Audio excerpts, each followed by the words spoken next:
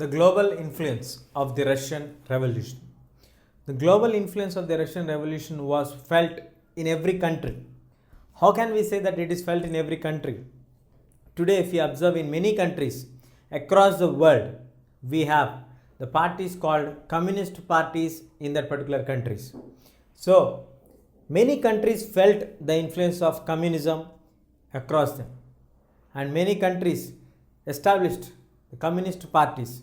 When we say the countries here, the people in the countries started to establish communist parties and want to form the governments on the lines, on the ideologies of the communism.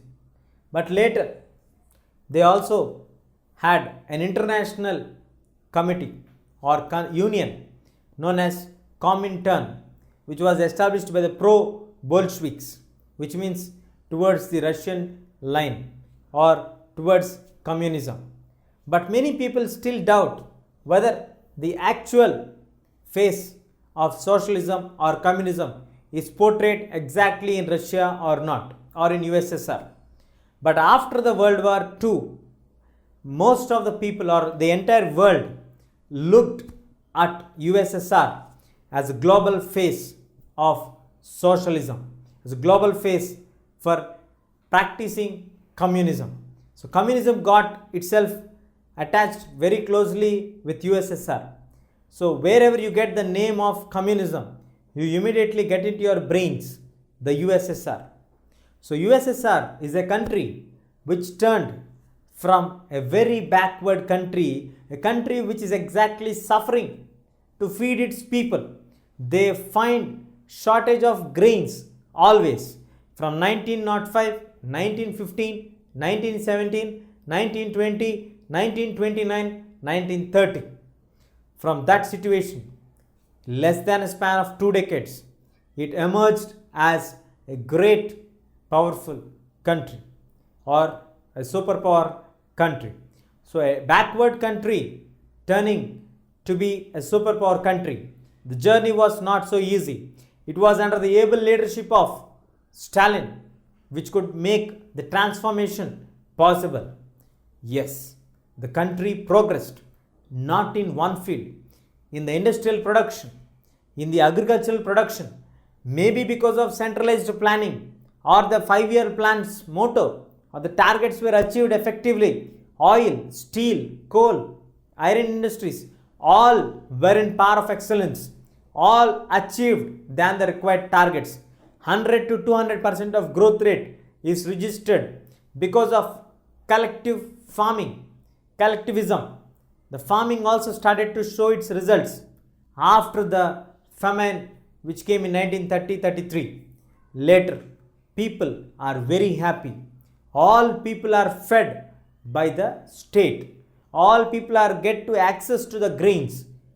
Government makes sure that all people get good health, good food. Basic amenities are fulfilled.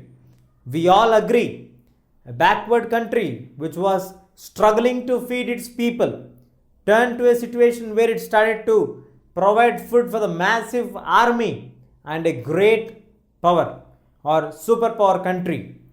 But is in reality the fundamental rights or the basic rights for the people are there or not there?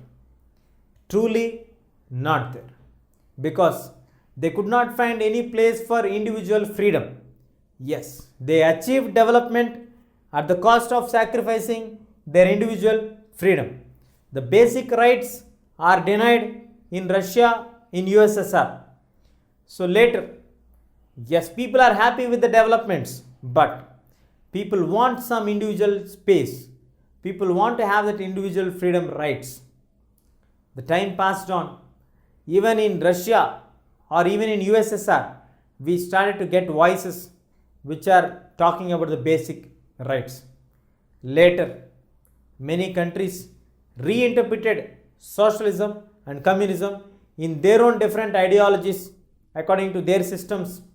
But we could not find in USSR also socialism or communism getting it at the right place. So in 1990s, 91, the USSR got disintegrated. Later, we don't find any country which is now following communism exactly on the lines of communism.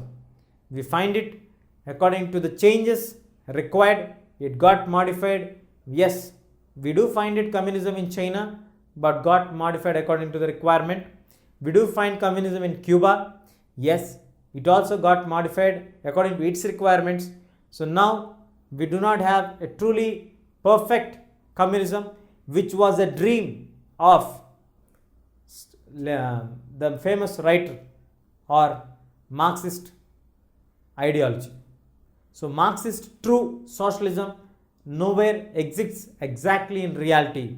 So as it was mentioned by the earlier writers truly and rightly that socialism is very far from reality. Yes, socialism is truly very far from reality. So in this lesson, we have gone through the different phases, emergence of socialism as an idea, then birth of communism, then we have seen Russia, different revolts getting transformed from the monarchic state to a parliamentary state, then the curve happening, then again getting disintegrated, finally achieving a development from a very backward country to a great superpower in the world. That's all we have in this unit.